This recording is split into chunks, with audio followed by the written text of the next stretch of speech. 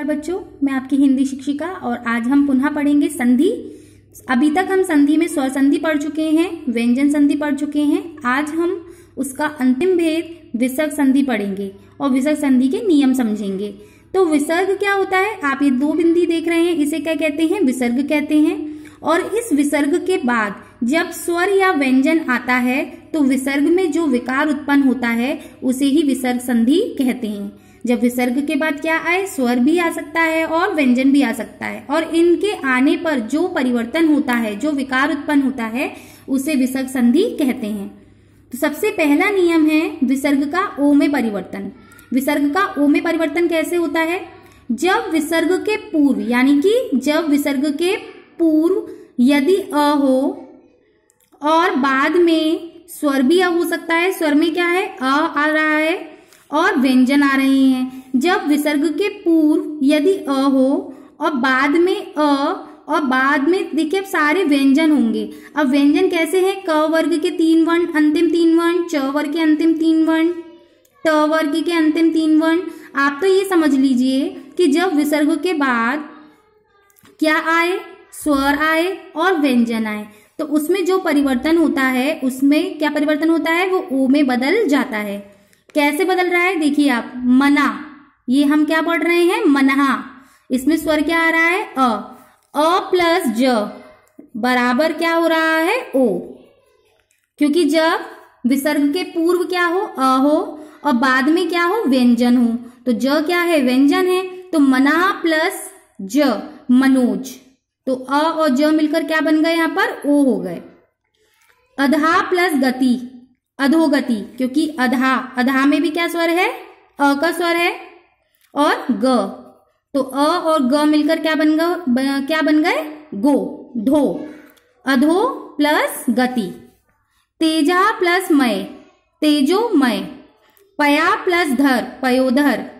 मना प्लस रथ, मनोरथ। तो आप देखेंगे यहां पर ये क्या है? सारे व्यंजन है और यहां पर स्वर क्या निकल रहा है? अ निकल रहा है। यानी विसर्ग के पूर्व यदि अ हो और उसके बाद कोई भी व्यंजन हो या कोई भी स्वर भी यहाँ पर अ और आ भी होता तो भी उसका किस में परिवर्तन होता? ओ में परिवर्तन होता।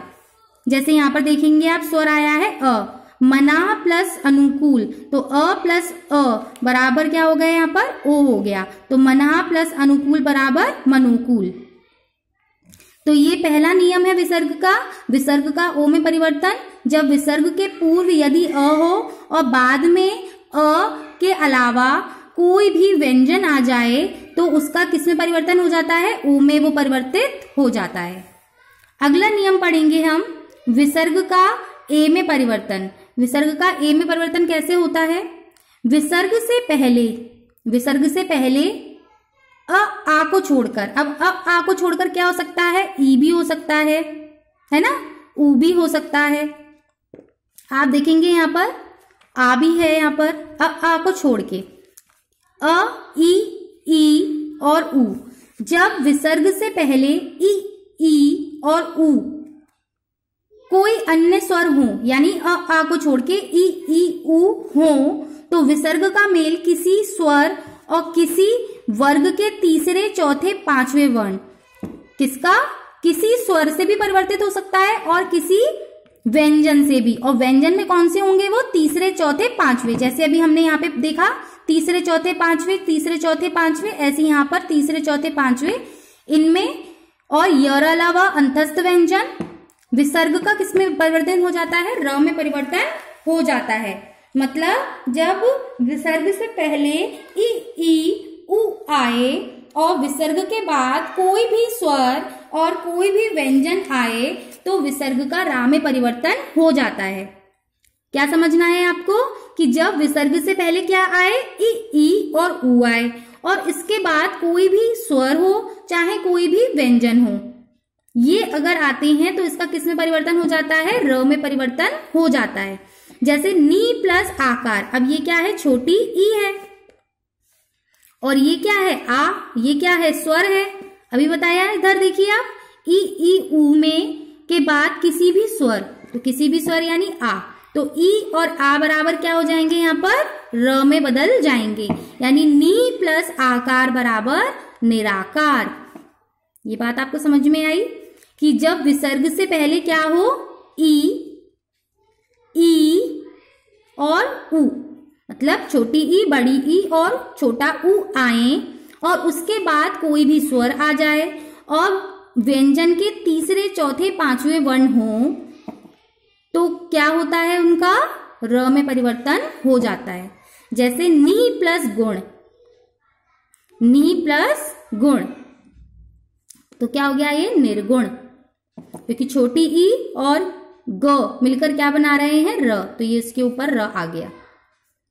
आशी प्लस वाद, बड़ी ई प्लस बड़ा आ बराबर क्या बना रहे हैं ये, र, आशीर्वाद।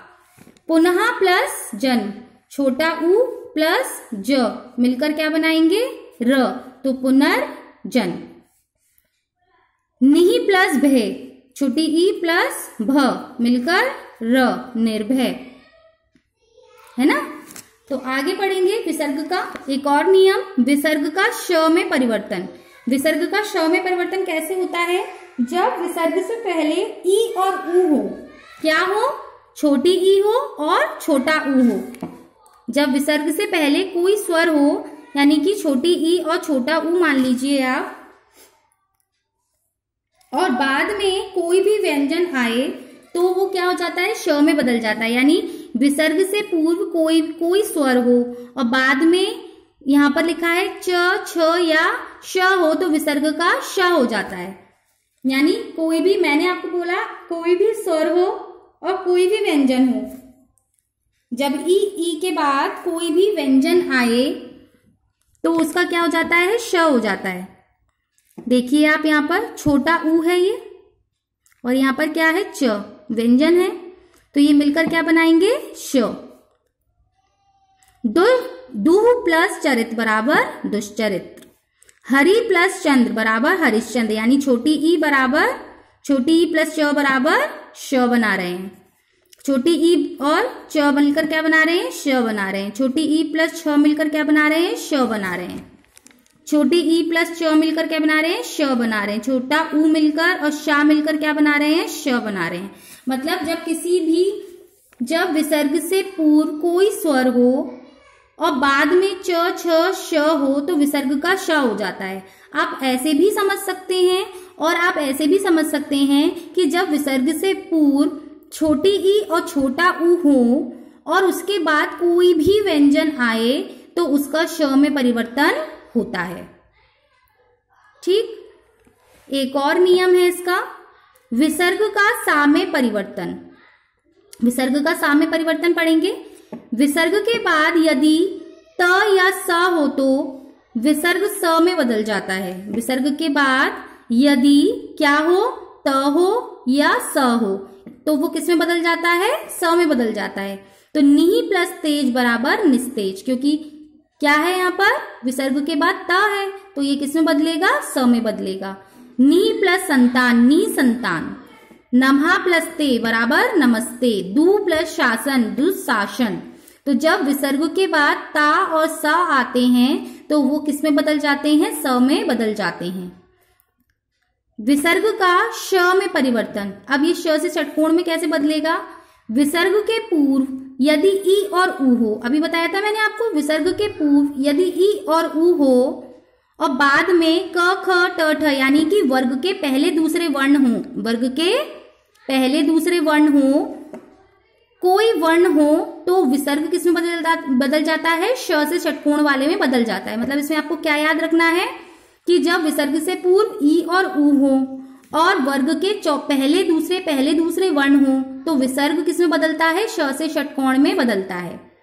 इसमें क्या था कि विसर्ग से पहले ई उ आएंगे और फिर उसका किसी भी व्यंजन से परिवर्तन होगा तो वो श में बदल जाएगा, मगर यहाँ पे श से षटकोण में बदलेगा जब पहले दूसरे वर्ण होंगे। जैसे नी प्लस फल बराबर निष्फल, नी प्लस कलंक बराबर निष्कलंक। तो ये आपको समझ में आया विसर्ग के नियम। तो आज हमारी पूरी संधि खत्म हो चुकी है। आपको इसका अच्छे से अभ्यास करना है, सब कुछ रिवीजन करना है और इसके नियमों को अच्छे से याद करना है।